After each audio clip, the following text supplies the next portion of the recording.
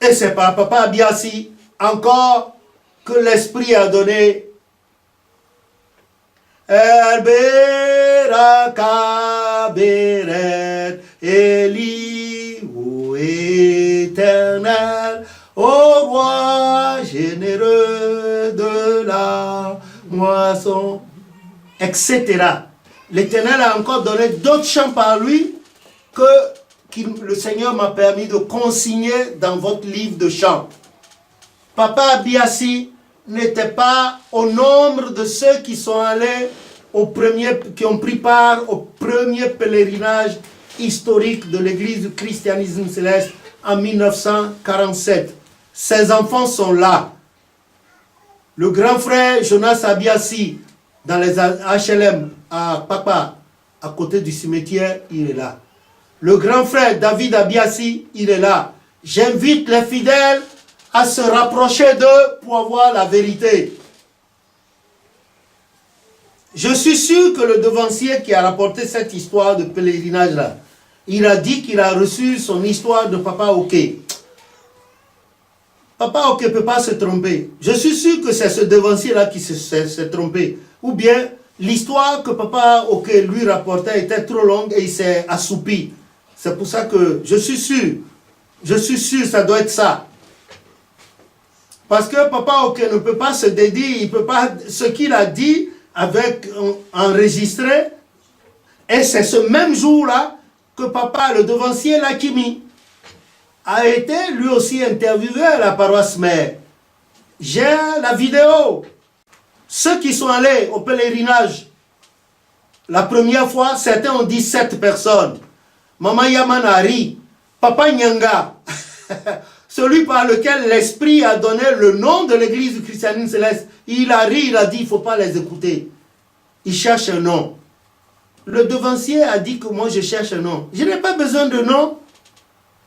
Le nom de mon père suffit.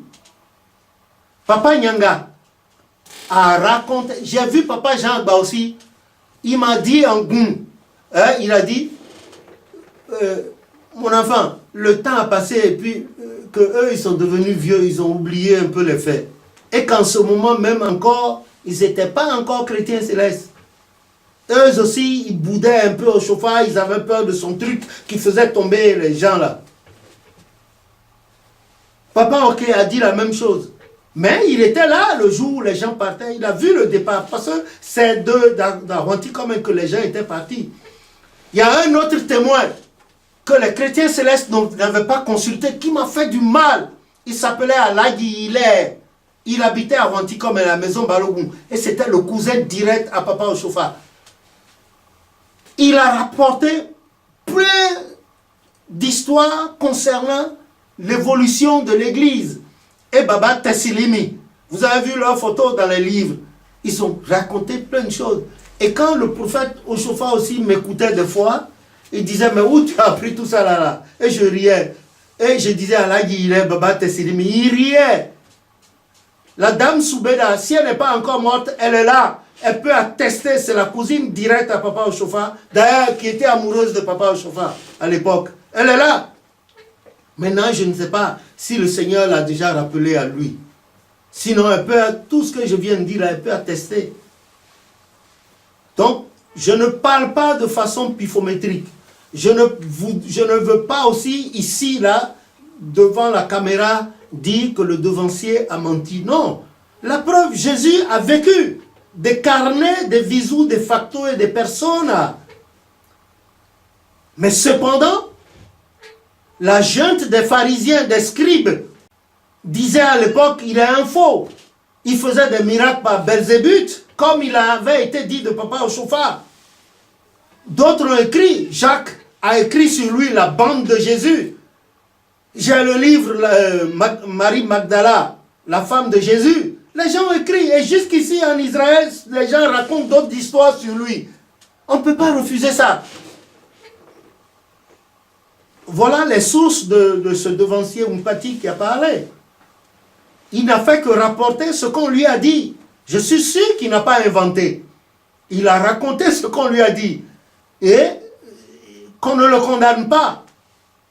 Moi, personnellement, Personnellement, je ne le condamne pas. Et je suis sûr qu'il n'a pas connu ma maman, il n'a pas connu mes frères, il n'a pas connu Papa Yansounou. Sinon, je crois qu'il tiendrait d'autres langages. Mais humblement, dans le Seigneur, je l'invite à aller au cimetière d'Akpapa.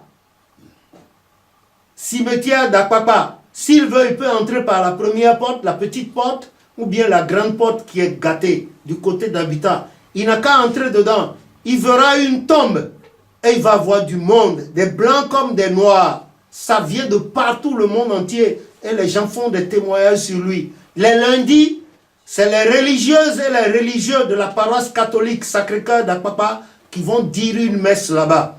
Les gens passent là à tour de rôle. Et il y a certains même visionnaires qui se font de l'argent en se servant de la tombe de Papa. Il paraît qu'ils font des bains aux gens sur la tombe, ils font des expositions aux gens. Bon, si ça peut leur permettre de payer leur loyer, de faire manger leurs femmes et leurs enfants, ils n'ont qu'à continuer.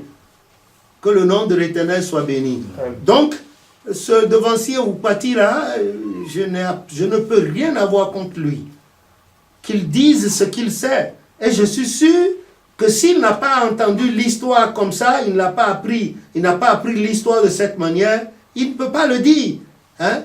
De la même manière, donc les gens disent du n'importe quoi sur Papa Ochofa, sur le Jésus-Christ, qu'ils disent tout ce qu'il sait. Lui, c'est sa version de l'histoire, ça. Et les gens aussi ont leur version de l'histoire de l'Église chrétienne. Vous imaginez, moi, le dernier des Africains, le dernier des chrétiens célestes, avec ma femme, le Seigneur Dieu, dans sa miséricorde, m'a permis d'aller jusqu'au CNRS à Paris, rencontrer le directeur du CNRS. Et c'est un devancier, là, que vous avez déjà vu, très discret avec sa femme. C'est par leur relation que nous avons pu aller au CNRS. Et on nous a donné des documents. C'est elle, on lui a dit, on a levé, les trucs, c'était coulissant, automatique, numérisé. La documentation sur l'église du christianisme céleste. Et eux, quand ils ont vu les livres que Dieu m'a permis d'écrire sur Papa Ochofa, Papa Yansounou, les Papa Bouton Nyanga et consorts, sur l'église du christianisme céleste, ils se sont ravisés. Ils étaient étonnés, surtout le vieux là, le directeur du CNRS, il avait 90 ans, 97 ans à l'époque, il s'appelait M. Rougier. Il était tellement content. Pour eux, il y a eu de grosses erreurs dans ce qu'ils ont écrit sur Ochofa Yansounou, sur l'église du christianisme céleste. Et ils ont dévoré les livres, il était tellement content, il s'est levé, il a dit à ma femme, allez là-bas, et il a demandé, comment est-ce que vous financez les livres? Il a dit non, nous mangeons des pâtes alimentaires et nous consacrons le peu qu'on a aux livres. Il a dit, c'est pas facile de faire un livre, et vous en avez fait plusieurs. On lui a dit oui, sinon l'histoire de notre église va se perdre.